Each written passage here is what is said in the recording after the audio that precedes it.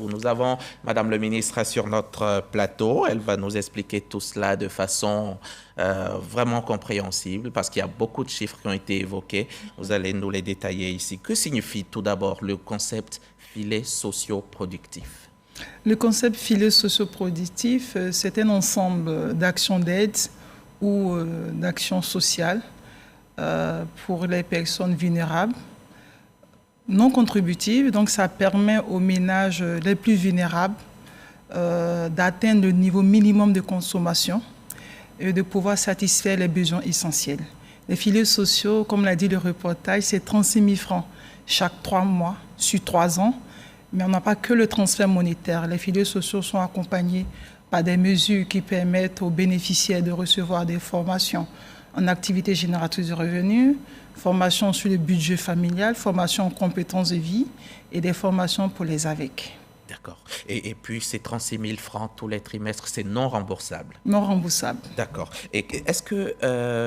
quelles sont les régions de forte prépondérance de l'extrême pauvreté ici en Côte d'Ivoire? Les régions de forte prépondérance, nous avons la zone frontalière nord, mais je vais vous surprendre parce que la dernière étude pour les sous-préfectures, nous avons une zone comme Alépé avec la sous-préfecture de Kodiossou qui a un taux élevé de pauvreté. Dans la région du Gor, nous avons des villages, nous avons Galébré qui est concerné, qui a un taux élevé de pauvreté. Nous avons... Vous rappelez que vous êtes député de Galébré. Oui, en fait, pour le dire, quand on parle de pauvreté, ce n'est pas que la pauvreté monétaire. Quand on fait l'étude sur la pauvreté, nous avons d'autres facteurs qui rentrent en compte. Vous avez les infrastructures de base, les centres de santé, les écoles. Vous avez les routes, vous avez l'eau, l'électricité. Et c'est toutes ces composantes que nous mettons ensemble pour mesurer le taux de pauvreté dans une région. Lorsque toutes ces composantes manquent, justement, vous intervenez à votre niveau? Oui, lorsque toutes ces composantes manquent, nous intervenons par la mise en place du comité de ciblage qui nous permet d'atteindre ces bénéficiaires. D'accord. Et donc, aujourd'hui, après 5 ans, parce que c'est depuis 2017 que le projet est effectivement mis en route, même s'il avait été mis en vigueur en 2015. Après 5 ans, si on devait faire un bilan, vous diriez quoi? Après 5 ans, le bilan est positif. Pour nous, le bilan est positif après 5 ans. Qu'est-ce qui a été fait? C'est 227 000 ménages bénéficiaires sur toute l'étendue du territoire.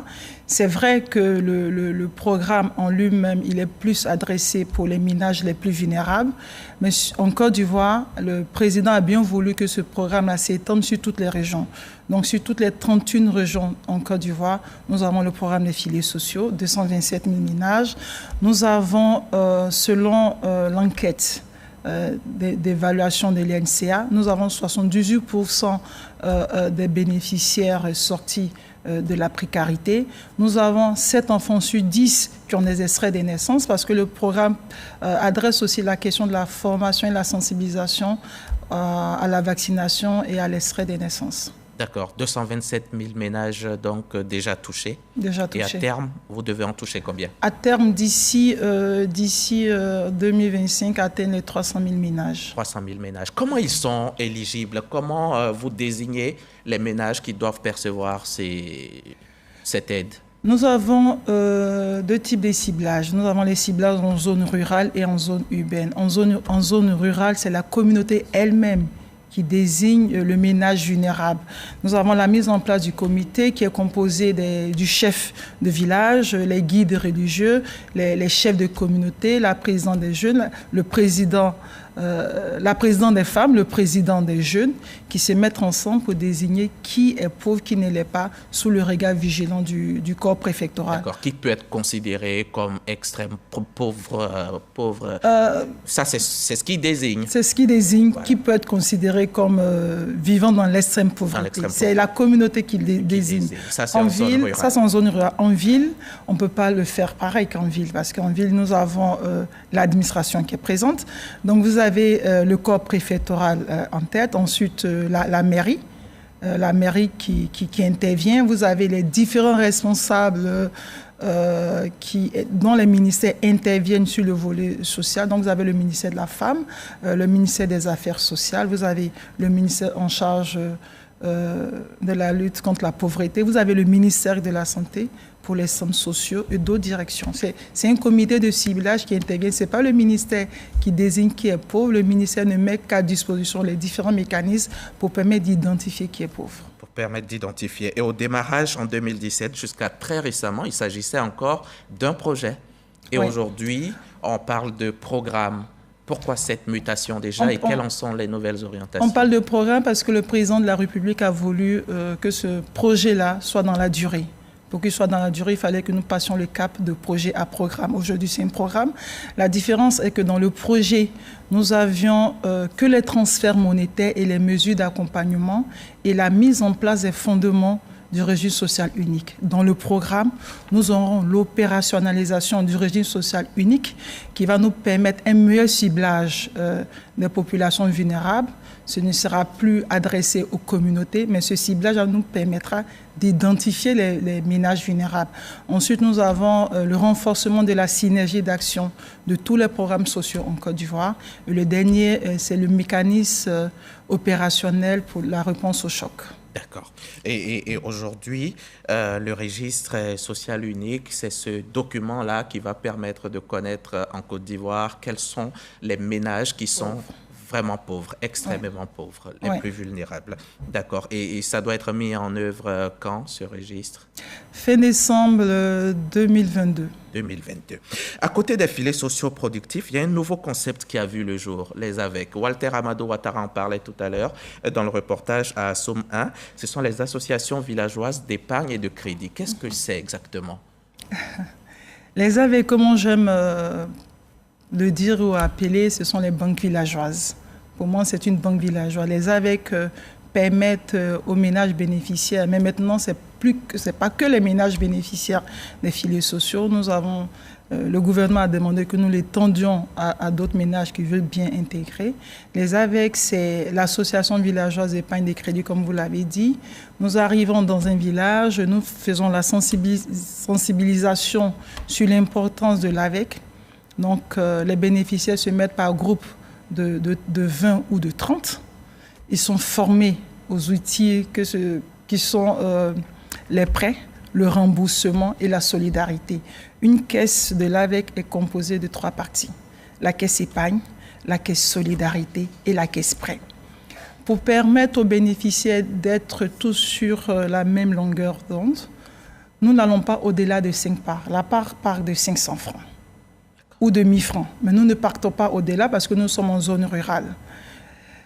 Donc, ils cotisent chaque semaine, ils se retrouvent. Donc, l'AVEC permet aux habitants d'une localité de renforcer les liens de solidarité et de cohésion. Parce que nous l'avons vu dans certaines régions où les femmes nous ont dit on se voyait, mais on ne se saluait pas. Mais grâce à l'AVEC, la préoccupation d'une des nôtres devient la nôtre. Donc l'AVEC renforce les liens de solidarité et lutte aussi contre la pauvreté parce que dans les villages, les populations arrivent à s'en sortir grâce aux prêts.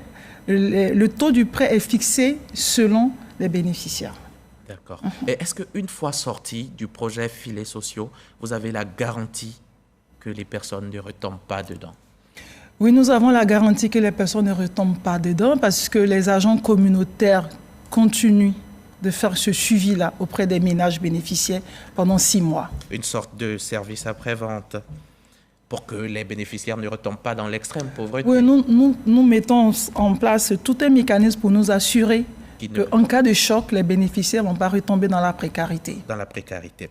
Et, vous faites souvent des tournées. On se souvient de votre récent passage dans la Mée et dans le Bonkani. Qu'est-ce que vous y êtes allé? Qu'est-ce que vous y avez fait? Dans la Mée, il n'y a pas eu que la Mée et le Boukani, j'en pourrais en citer bien d'autres. C'est les récents. Les récents, il y en a eu plusieurs, mais dans le Boukani, c'était en 2 étapes. L'étape de Touba et l'étape de Bouna Assoum 1 Assoum 2. Et dans le Boukani, c'était d'abord la mise en place du comité de ciblage pour Touba et ensuite, comme nous aimons à le dire, une visite terrain. Rappeler aux bénéficiaires qu'ils ne sont pas seuls et leur dire qu'ils sont une priorité pour le gouvernement, priorité de les faire sortir de cette zone de précarité pour qu'ils puissent enfin se hisser sur l'échelle sociale. Touba, justement, vous en avez parlé. Vous y avez installé aussi un comité local de ciblage des nouveaux bénéficiaires. C'est une zone sensible. Comment avec ce que vous faites, les projets de filets sociaux, le programme filets sociaux productifs, avec ce programme, on peut lutter efficacement contre le terrorisme? Écoutez, la pauvreté a été instrumentalisée dans cette zone-là pour en faire une porte d'entrée pour le fléau qu'est le terrorisme. Notre ministère a en charge de lutter contre la pauvreté. Donc nous mettons en place le mécanisme de ciblage et nous voulons donner tous les leviers aux populations de lutter contre la pauvreté.